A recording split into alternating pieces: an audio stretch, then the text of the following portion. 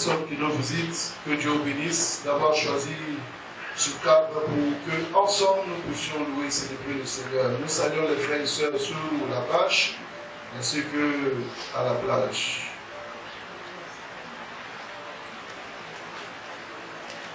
Merci pour tout ce que vous faites en ce qui concerne l'œuvre du Seigneur, la construction du temple du Seigneur, ceux et celles qui se mettent à la brèche, qui prient, que Dieu vous bénisse et pour toute votre mobilisation afin que cet objectif soit atteint pour la gloire du Seigneur.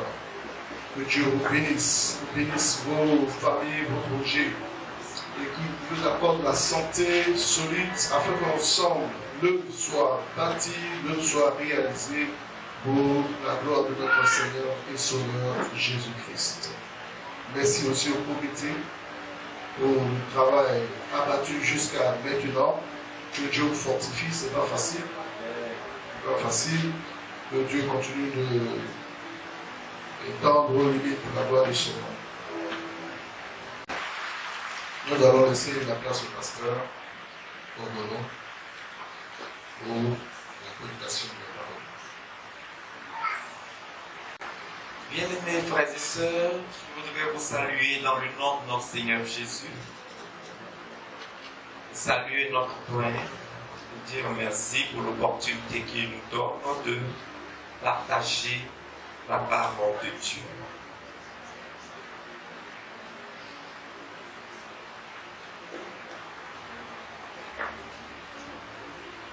Vous avez la salutation de mon épouse.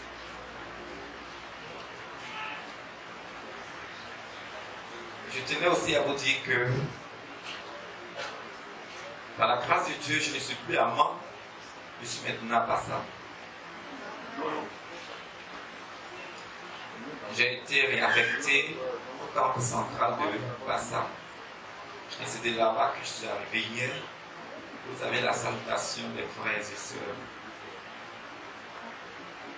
Puisse le Seigneur fortifier chacun de nous et nous donner de rester attachés à lui. En ce temps de la fin.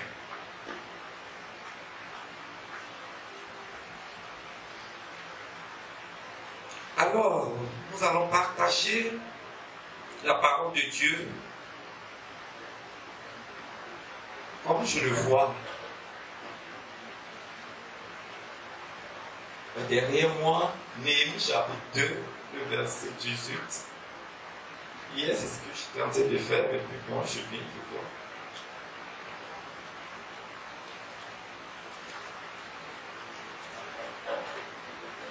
Je vais lire la parole de Dieu. Néhémie chapitre 2, le verset 18, il est écrit: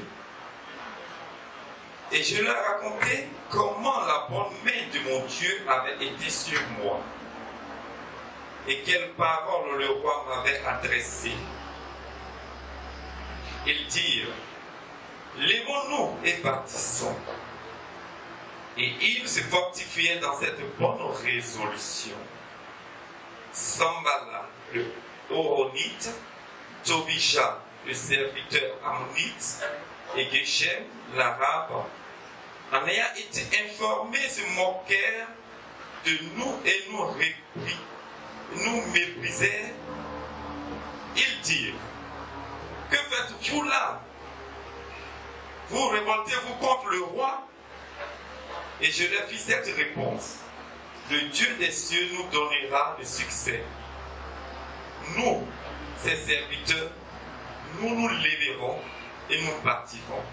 Mais vous, vous n'avez ni part, ni droit, ni souvenir dans Jérusalem. Amen. Notre Dieu, notre Père, nous te bénissons pour ta parole. Nous voulons te rendre toute la gloire et te dire merci. Ce matin, nous voulons soumettre l'état de nos cœurs. Viens nous faire du bien à travers ta parole, au nom puissant de Jésus.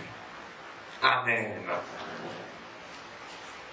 Bien-aimés, le livre de Néhémie raconte les progrès, les difficultés de l'œuvre à Jérusalem. Et cela, c'est après le retour des Juifs de la captivité babylonienne. Alors ce matin, à travers ce livre, nous voulons encourager tous les enfants de Dieu à se lever et bâtir l'œuvre de Dieu que le diable s'efforce de détruire. Ainsi donc, l'urgence s'impose et le désir de Dieu est que chacun soit participant sur tous les plans, que ce soit au plan spirituel, financier, matériel, etc. Mais, quand nous lisons ce texte, nous dirons, hélas, il y a tellement d'ennemis autour, pendant que Néhémie annonce la nouvelle pour amener, encourager les uns les autres à se lever. Se lever, c'est un verbe action. Alors, quand on se lève, ça veut dire qu'on est en train de poser quelque chose. Et Néhémie encourageait ses frères, ses sœurs à se lever pour bâtir. Mais hélas, des ennemis tout autour, des hommes méchants qui voulaient à tout prix s'opposer à la reconstruction de Jérusalem. On dirait que ce sont des adversaires de Dieu et en même temps des adversaires d'Israël. Et à la tête de ces adversaires-là se trouvaient Sanballat, Tobija et Geshem. Il fallait reconstruire le temple. Mais avant, en même temps qu'il fallait reconstruire le temple, il fallait aussi refaire d'abord la clôture pour fermer. Parce qu'à chaque fois, il y avait des attaques, les ennemis étaient toujours proches. Donc il fallait refaire la clôture, bien fermée, bien barricadée, et étant à l'intérieur, bâtir le temple. Alors nous dirons, pendant que certains étaient heureux, enthousiastes à entendre cette nouvelle, d'autres étaient en train de comploter comment faire pour nuire à cette nouvelle. Comment faire pour déstabiliser cette nouvelle? C'était le cas que Néhémie a rencontré avec Tobija, Sanballat et autres. Bien-aimés, aujourd'hui, dans la maison de Dieu, nous rencontrons ces mêmes choses. C'est des adversaires pour beaucoup de raisons, mais souvent pour ignorer. Et c'est bien souvent cela que le diable met. C'est déplorable. Et ça empêche l'œuvre de Dieu de voir les projets réussir. Alors, que faut-il faire? Néhémie n'est pas resté découragé. Il dit ceci: levons-nous et bâtissons. Et il se fortifiait dans cette bonne résolution. La bonne résolution. Quand tu prends une bonne résolution, le succès t'accompagne. Job l'a dit dans Job 22, verset 28. À tes résolutions répondra le succès. Je dirais, les travaux ont été lancés. Quelle est la résolution que tu as prise dans ton cœur?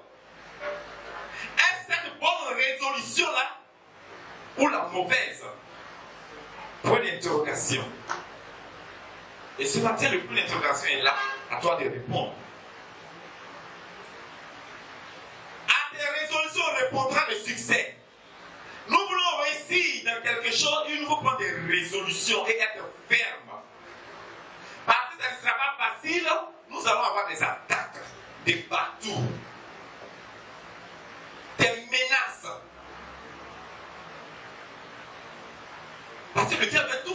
décourager. Quand nous étions à l'institut, notre promotion, nous avons décidé de mettre un bureau en place pour pouvoir nous entraider et nous soutenir, quelles que soient les situations. Et quand on a fini les élections, pendant que je suis en train de parler, il y a un des nôtres qui s'est emporté d'une colère. Et il s'est tellement énervé. On a même parlé de la cotisation. Il dit merde, il n'est pas dans tout ça. Nous sommes encore étudiants, nous sommes à l'école, et puis on a même parlé de cotisation. Lui, il ne paye rien. Et il y en a, en tout cas, vous savez souvent quand il y a des personnes fonctionnelles, il y en a des suivis. Et ils sont même dans les leaders. Chef de tête, quand il a parlé, là, il y en a, il faisait un peu de moukou en bas. Comme l'autre a parlé, on fait, hé, tu as raison. Ah non, si. Et vous savez ce que Dieu va faire. Cotisation, on a mis en place. On a dit, le président d'Allo a dit, c'est un de notre père, un parent, soit papa, maman. Comme nous sommes à l'école, on va vous demander beaucoup, on va faire 1000 francs, 1000 francs. Il dit non, c'est trop. Et 100% quand même, on n'a pas donné. Et il a claqué la porte, il est sorti, il est parti. Il est parti le lendemain, téléphone sonne. Sa maman est décédée. Et il est en train de pleurer, il vient. Les chers frères, c'est pas facile. J'ai perdu ma maman. Moi, j'étais le trésorier, il a dit, toi, d'accord. Il faut aller. Et puis, j'avais donné les nouvelles. Il dit, je n'ai même pas de transport pour partir. Quand tu provoques Dieu, et puis il ferme, tu dois commenter à la faire comme ça, tu fais. Il a cherché, il a fait ce qu'il veut appeler, il n'y a pas de transport pour aller voir. Et le président s'appelle, bon, on va se cotiser pour lui payer le transport. Pendant qu'il y était, nous sommes cotisés pour le soutenir lors des sorciers. Quand ils ont fini les funérailles, je lui ai dit vraiment, excusez-moi, moi-même j'ai honte. Les frères, payons les 1000 francs, 1000 francs, 100 francs, c'est pas bon. Payons les 1000 francs, 1000 francs, et puis allez, on va soutenir l'œuvre de Dieu. Et jusqu'à aujourd'hui, il est toujours le premier. Quand l'incausation il paye, il encourage. N'attendons pas que Dieu nous donne une paix de chiffres terribles pour pouvoir comprendre que l'urgence de Dieu, c'est que nous nous mettions à l'œuvre. Vous savez, quand on rentre dans la vision que Dieu donne à son serviteur, on ouvre le ciel sur nous. Voulons-nous voir le ciel s'ouvrir et compter les bontés de Dieu, entrer dans nos bénédictions? Entrons dans la vision que Dieu met à notre disposition. Amen. Ne soyons pas des Tobija, des Sambala. Ils se sont laissés conduits par la chair. Et le diable est entré. Il s'est servi d'eux pour détruire. Souvent quand on lance des projets, tu l'as même joué. Quand tu regardes là, tu peux faire ça là. Oui. Et il y en a qui vont, souvent ils ont dépassé là-bas, puis ils ont dit, hé, mon ami, on dit quoi? Vous faites quoi là-bas? Et quand il m'a dit, vous, petit, je vois là-bas, là, vous pouvez faire ça là. Mais avec cette bonne résolution, ils seront étonnés de voir que le mur va sortir et les choses vont se positionner. Le Dieu que nous adorons est celui à qui appartient l'or et l'argent. C'est pourquoi nous devons marcher par la foi et non par la chair. Ayons des yeux spirituels. Et pour avoir des yeux spirituels, pour comprendre spirituellement, il faut avoir une vie de prière, une relation intense avec Dieu. Souvent, on n'a pas le temps, on se dit qu'on n'a pas le temps. Je dirais, la dernière fois, je disais à un groupe d'adolescents, dit, ne serait-ce que 5 minutes seulement, prenez 5 minutes. Et vous prenez 5 minutes, dites par le Seigneur, et puis soyez rigoureux envers vous-même. Les 5 minutes là, soyez bien, et puis vous allez voir. Le Seigneur va te parler.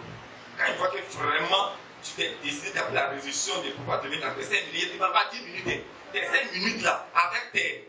Si c'est 2 minutes même là, tes 2 minutes, ils respectent ça. Je les ai dit, regardez nos cousins.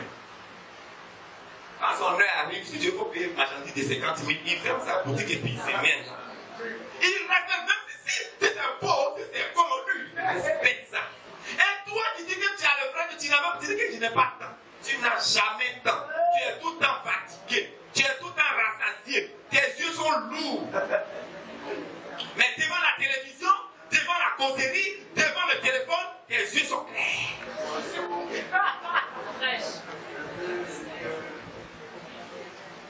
Mais comment tu peux avoir la révélation? Donc tu vas tourner en rond. Ce matin, je te viens te dire, le Seigneur de le Saint-Esprit ouvre tes yeux pour que tu entres dans cette vision.